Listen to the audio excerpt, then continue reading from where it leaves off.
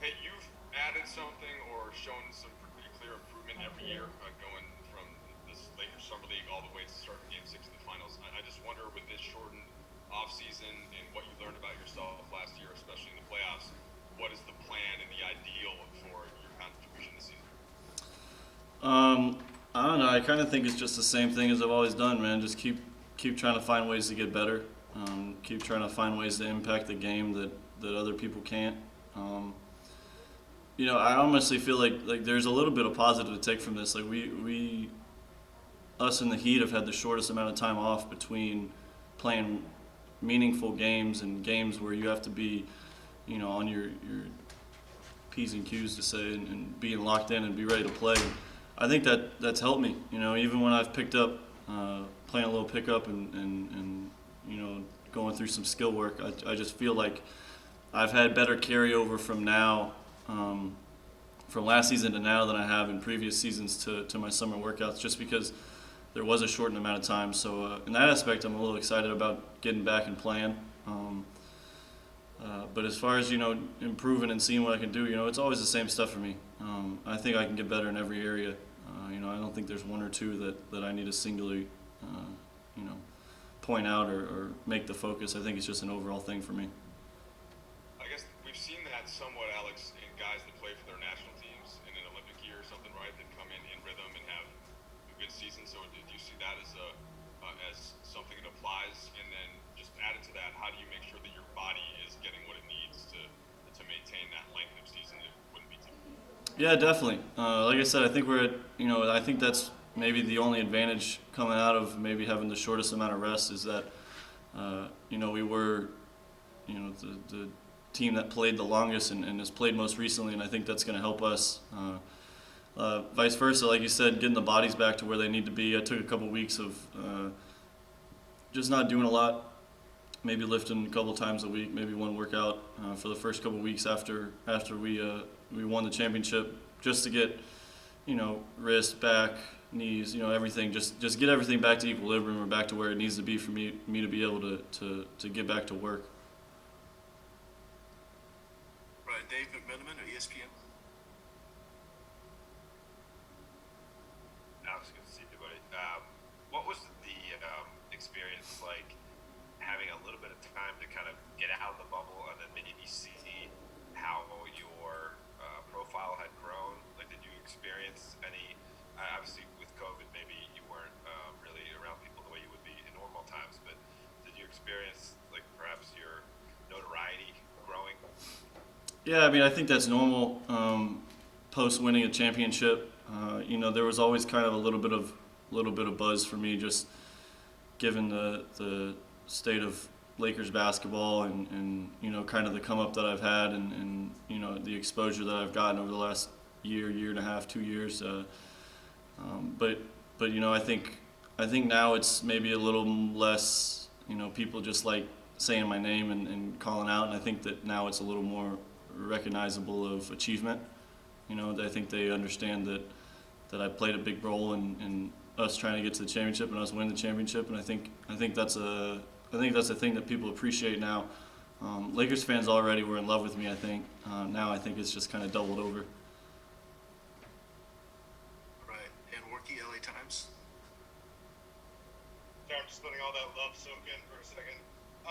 Alex, you saw kind of this team incorporate people last year into the fold.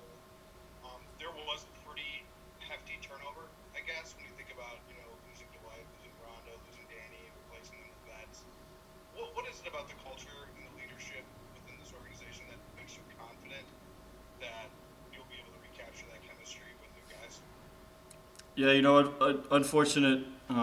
It's a positive, unfortunate situation. A lot of those guys went on to take good money other places and to get maybe some expanded roles, and that's always expected coming off a championship team. Is there's always people that are on discount. Any good championship team over the years in any league, there's always either some rookies or some young players or some vets that are on a bit of a discount. So happy for those guys and thankful for the opportunity to play with those group of guys that aren't here anymore. But also, like you said, I think we just have a good base of chemistry, and I think they helped establish that. And I think the new guys coming in are going to do a great job fitting into that and continuing to push the envelope and try to make this team better than we were last year. Bill Orm with The Athletic. Hey Alex, good to see you. I'm wondering, kind of along those same lines, but with all that turnover, you guys had such a just tremendous defense, especially by the end of the season in the bubble. It's a different defense without it's not built on the rim protection like it was last season. How do you see this team coming together as a defensive unit? Yeah, I mean, like you said, it's going to be a different look.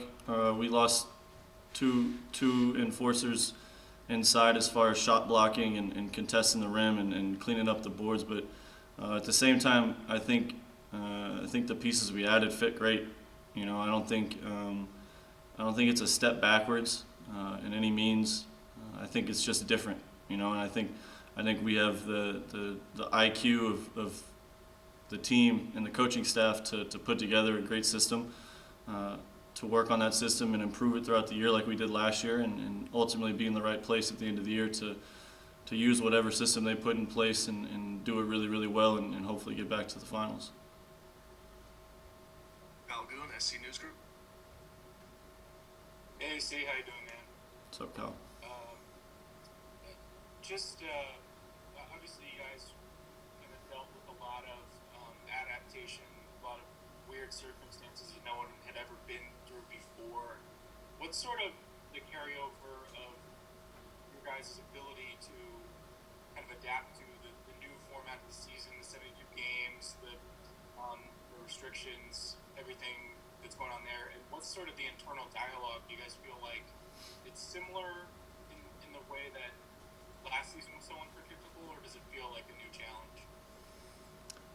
I think it's just as unpredictable as ever, I mean, the fact that we don't even have a full season schedule just shows it's going to be an unpredictable year, right? Like, they've only scheduled games, or at least released that they've only scheduled games up until the All-Star break, just because I think they have to have something in place in case games get canceled or something pops up, So as far as it goes, I feel like last year was almost just a trial run. Last year was just dipping our toes in the water of seeing what it's going to be like, seeing what a bubble would be like, going through, and all these other leagues have tested out what traveling to markets and playing games, and then we'll see what the NFL does with playoffs. And honestly, I think the NBA is in a really good position to carry out a full season and to make it work. As far as the players, mindset going into it, you just gotta be adaptable. You gotta be ready to play different minutes on different nights, given the circumstances of rest, of COVID, of travel, whatever comes up. Just being ready, and I think one of the big things this year is just going to be the mental fortitude of all the teams, and I think we have a good group, a bunch of guys that we brought back last year that I know we can go to battle with, and the guys we added, I'm sure of that once they get acclimated, they're going to be right there with us. Allie Clifton on Spectrum. Hey Alex, good to see you. When you speak of that acclimation process, what has that been like so far for you guys? Those that are returning, of course, but then also the new additions, just in terms of chemistry, that camaraderie. I know even outside the lines, it's really big for you guys and the success you guys had last season. Have you guys begun that process just yet? What has that been like? Yeah, just slowly getting to see everybody for the first time.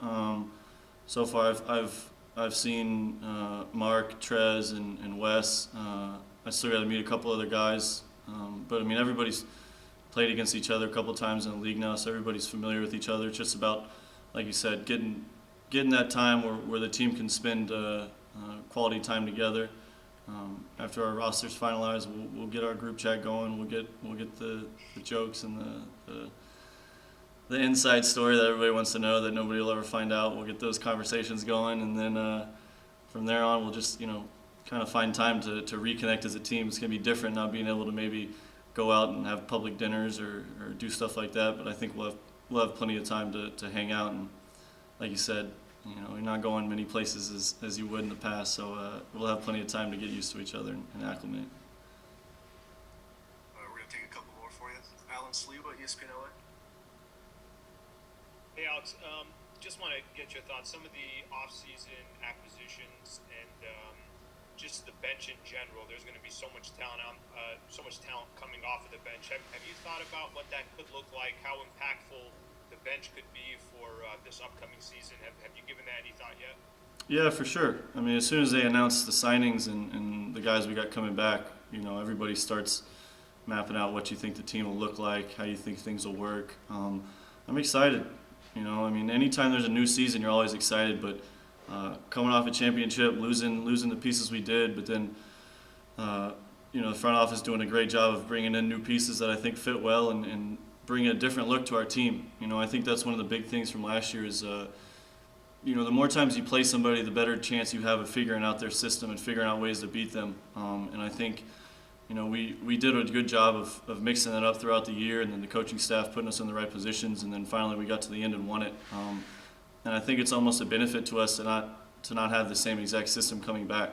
I think it's going to be another challenge for teams around the league to figure out how to beat us and how we're playing, and then. We counter back and go back at them and change and make some adjustments. I'm looking forward to it. And whether that's, the way the season's looking, there's going to be different lineups and different people playing different minutes. Just with the quick turnaround, with how many games we'll have in a short period of time, I'm really just looking forward to all the different players we have and getting to work with them. We're going to take one more. Nick Ferris with The Score. Hey, Alex, just want to ask you quickly about resilience and life in the bubble, looking back a little bit. From the outside, it seemed like, people all around the league, your team had to be quite resilient to handle all aspects of the experience, from, being in there for months to trying to win games. And I'm just curious, what role do you think resilience played in helping you guys win it all eventually? Yeah, I think that's really big for us. I think it starts with the leadership we had within the team. We had guys that had been there before, guys that had played in big games. I remember there was a point in the playoffs. It was I think it was in the Rockets series where we went to a timeout, and I'm talking to Rondo on the side, and he just mentioned to me, and he was like, I was worried about what we were doing or figuring something out, and he just said something to me that from there on out, I was like this is for us. He basically said, and I'm paraphrasing, but he basically just said that he wanted his first go around too. And when he told me that, I was just like, you know what? Like, if we're here, it's going to take a lot for people to beat us. And that kind of gave me the confidence to go in and just to play my game and to ultimately be resilient. Because that's what it was. Throughout the playoffs, we lost first game of this series, first game of that series. Second game of the finals we lost. We don't think we should have lost. The whole bubble series or the whole bubble scenario was being resilient. Being different, being outside of your element. And we had veteran guys on our team that just kept everybody in place. And going back to that chemistry, I think the chemistry of our team really kept us tight knit and just singularly focused on what we needed to do.